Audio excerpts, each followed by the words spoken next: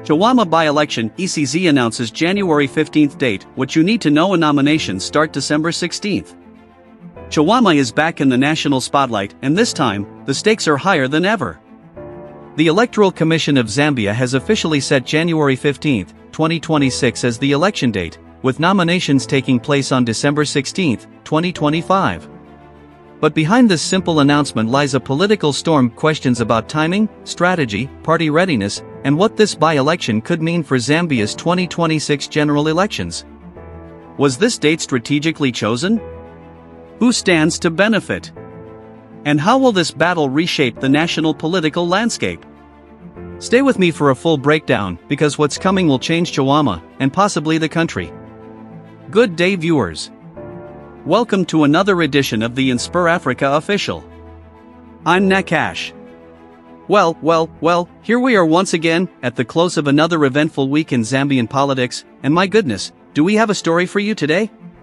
A story that has been brewing for months, boiling beneath the surface of our national consciousness, and has now finally erupted into the open arena of electoral politics. The Electoral Commission of Zambia has spoken. January 15, 2026. Mark the date on your calendars, because it's not just another election day, it's a day that could reshape the political landscape of Lusaka, and perhaps, signal the temperature of Zambian democracy itself. But let me ask you this, viewers: what happens when grief collides with governance? What happens when the death of a former president, still unburied 6 months after his passing, becomes entangled with parliamentary procedure, constitutional law, and the raw machinery of political power? What happens when a daughter, mourning her father in a foreign land, finds herself stripped of her parliamentary seat not by the voters who elected her, but by the very institution she swore to serve? Is this justice? Is this democracy? Or is this something else entirely, something darker, more calculated, more politically expedient? Can a nation truly claim to respect the rule of law when that law is applied selectively, weaponized against political rivals, timed to perfection like a chess move on the board of power? Can we honestly say we're upholding constitutional principles when the same constitution seems to bend and flex depending on who's wielding it? And here's the question that should keep us all awake at night: if this can happen to the daughter of a former president, what does it mean for ordinary citizens? What precedent are we setting? What kind of Zambia are we building? The Chawama by-election isn't just about filling a vacant parliamentary seat. It's about accountability. It's about power. It's about the soul of our democracy. Let's dive in. Factual foundation, background and timeline. The revelation came to light on Friday, November 29, 2024, when Speaker of the National Assembly Nelly Muti stood before Parliament and made an announcement that sent shockwaves through Zambia's political establishment. The Chawama parliamentary seat, she declared, was now officially vacant. Let's rewind and understand how we got here. On June 5, 2025, former President Edgar Chagwa Lungu died in South Africa at the age of 68 while seeking medical treatment. His daughter, Tassila Lungu Mwansa, the Member of Parliament for Chawama constituency in Lusaka, immediately traveled to South Africa to be with her family. This was not just the death of Zambia's 6th president, this was the death of her father. From June onward, Tassila remained in South Africa. The family became embroiled in a bitter legal battle with President Hakainde Hichilema's government over where and how Edgar Lungu should be buried. The government wanted a state funeral. The family wanted privacy. Courts in both Zambia and South Africa became battlegrounds. And through it all, Edgar Lungu's body remained in a mortuary in Pretoria, unburied. During this time, Tassila's absence from Parliament became increasingly conspicuous. On July 15, 2025, a Member of Parliament raised a point of order, questioning whether it was appropriate to continue recognizing Tassila as an MP given her extended absence and reports suggesting the family might not return to Zambia. Speaker Muti reserved her ruling at that time but issued a clear directive: Tassila must present herself either at the parliamentary offices or in the House within 14 days after her father's burial or within 14 days of the opening of the 5th session of the 13th National Assembly, whichever came first. The deadline passed. Tassila did not return.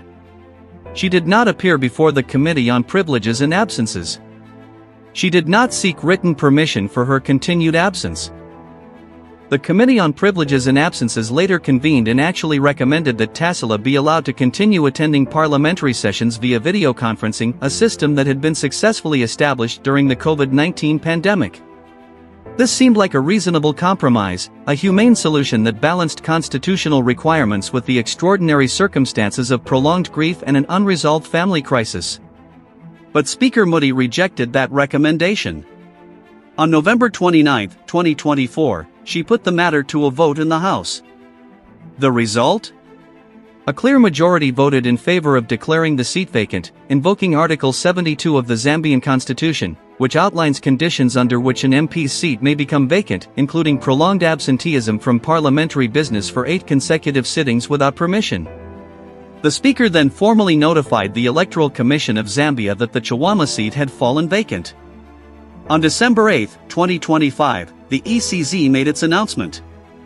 The by-election would be held on Thursday, January 15, 2026.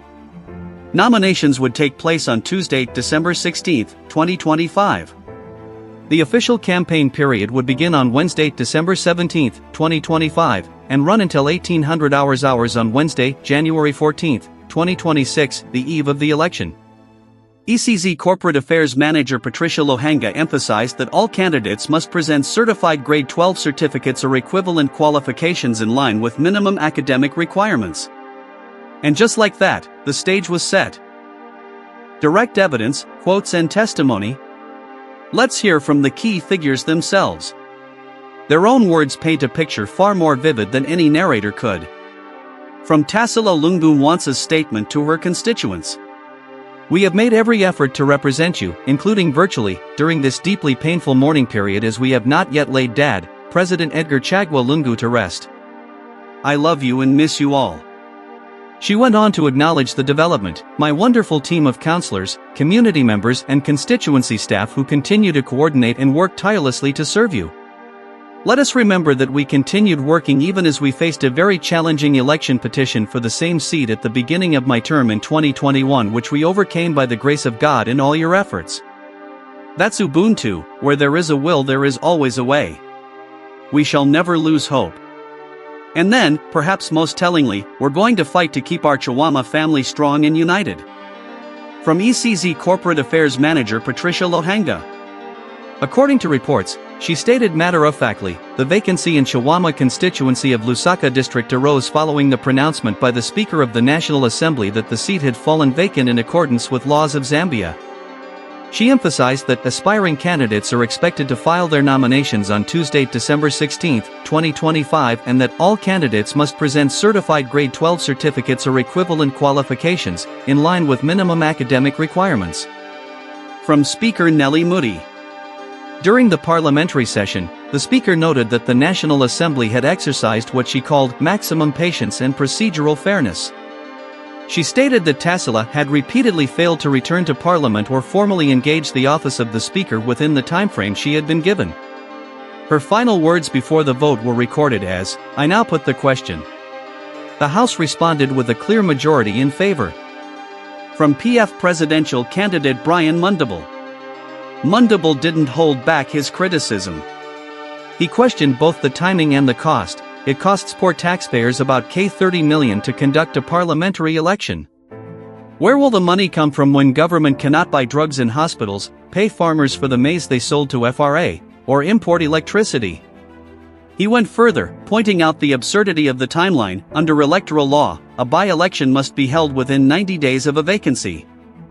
A new MP for Chawama would likely sit for a very short period before the House dissolves ahead of the August 13, 2026 elections. From ECZ Chief Electoral Officer Brown Casaro. When asked if the Speaker had officially written to the Commission about the vacancy, Casaro confirmed, yes, the Speaker has officially written to the Commission on the notification of the vacancy. He also dispelled online speculation about constitutional limitations, stating that ECZ would proceed with the election. From constituents in Chawama. One market trader in John Howard, identified as Chand Mulna, expressed mixed feelings. We sympathize with her situation, but we also need a functioning representative. Life has to go on. Another resident, who declined to be named, took a different view. She was grieving her father under complicated circumstances. The government should have been more flexible. These voices, from the powerful corridors of parliament to the bustling markets of Chawama, tell a story of a nation grappling with difficult questions about law, compassion, and political power. Deeper analysis, implications and reactions. Now let's step back and examine what this really means, not just for Chawama, not just for Tasila Lungu, but for Zambian democracy itself. The constitutional question. Article 72 of the Zambian constitution is clear: a parliamentary seat becomes vacant if an MP is absent from 8 consecutive sittings without permission. On paper, the law was followed. The procedure was observed. The vote was taken. But constitutional experts are asking deeper questions. Was the application of this constitutional provision selective? Critics point to other instances where MPs have been absent for extended periods without facing similar consequences. They point to what they call a pattern: former PF MPs like Nixon Chilangwa and Ronald Kaitatila, Joseph Malangi, and Bowman Lusambo, all losing their seats under controversial circumstances during the Hichilema administration. The timing controversy. This is where things get particularly thorny. Parliament is scheduled to dissolve on May 12, 2026, ahead of general elections on August 13, 2026. The by-election winner would serve for approximately 4 months, maybe less, depending on when they're sworn in. 4 months. The cost?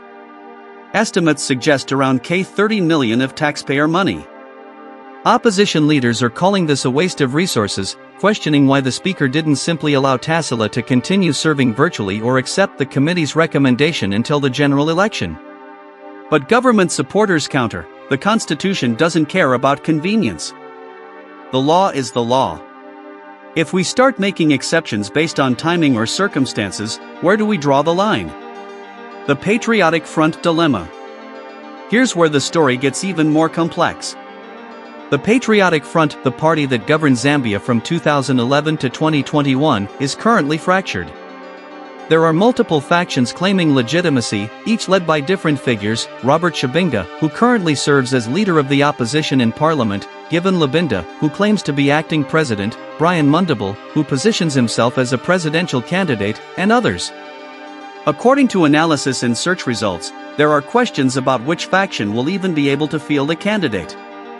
Some reports suggest that only the Shabinga-led faction may be able to participate in the nomination process, while other factions face legal challenges to their legitimacy. This internal chaos could mean that even if the PF fields a candidate, the party might not present a united front, potentially handing the seat to UPND on a silver platter. The human element. Lost in all the political maneuvering is a human story: a daughter who hasn't been able to bury her father. Edgar Lungu has been lying in a South African mortuary for 6 months. 6 months. This is not normal in Zambian culture. It's not normal in any culture. Tasila is caught between constitutional obligations and cultural imperatives, between her duty as an MP and her role as a grieving daughter. Independent MP Binwel Mpundu accused the government of hypocrisy, saying it was wrong for them to claim solidarity with the Lungu family while simultaneously stripping Tasila of her seat. Broader political context. This by-election is happening against the backdrop of intense political maneuvering ahead of the 2026 general elections. President Hichilema's UPND government faces criticism on multiple fronts: economic challenges, power blackouts, and controversial legislative proposals like Bill 7. The opposition is fractured and struggling to present a unified front. The Chawama by-election, in many ways, becomes a litmus test. Can the opposition rally? Can they put aside internal differences long enough to defend a single constituency? Or will their divisions ensure another UPND victory? Public opinion. Zambian citizens are divided. Some see this as necessary constitutional enforcement. No one is above the law, regardless of their family name or political connections. Others see it as political persecution, a calculated move to weaken an already grieving family and a struggling opposition. Social media has been ablaze with commentary, with hashtags and debates raging about whether this is justice or cruelty, law or politics. The precedent. Perhaps most importantly, this case sets a precedent. If an MP can be removed for absence while dealing with family trauma, even when technological alternatives exist, what message does that send? Does it mean Parliament values procedure over people? Does it mean there's no room for compassion in constitutional governance? Or, conversely, does allowing exceptions undermine the rule of law? Does it create a two-tier system where some are held accountable while others are not? These are the questions Zambians are wrestling with as January 15th approaches. And there you have it, viewers. The Chawama by-election on January 15th, 2026. Nominations starting December 16th. A constituency preparing to vote. A nation watching closely. This is more than just a by-election. It's a referendum on how we treat our political opponents. It's a test of whether our institutions can balance law with compassion, procedure with humanity. It's a mirror reflecting the state of our democracy back at us, and we may not like everything we see. What happens in Chawama will echo far beyond its boundaries. It will tell us whether the opposition can unite or whether it will collapse under the weight of its internal contradictions. It will tell us whether the ruling party governs with an iron fist or an open hand. It will tell us what kind of country we're becoming. The polls open on January 15th. The choice belongs to the people of Chawama. But the implications belong to all of us. Thank you so much for watching this edition of InspirAfrica Official. I hope this breakdown has given you the context, the facts, and the perspectives you need to understand what's really at stake here. I want to hear from you. What do you think about the speaker's decision? Was it constitutional necessity or political calculation? Should Tassila have been allowed to serve virtually? Should the by-election even be happening so close to the general election? Drop your thoughts in the comments below. Let's have a respectful, informed conversation about the future of our democracy. If you found this analysis helpful, please give this video a thumbs up. Share it with friends and family who need to understand what's happening in Zambian politics. And if you haven't already, hit that subscribe button and turn on notifications so you never miss our coverage of crucial national issues. We'll be here tomorrow with another story, another investigation, another deep dive into the issues that matter most to you. Until then, stay informed, stay engaged, and stay vigilant. I'm Nakash, and this is InspirAfrica Official. See you in the next one.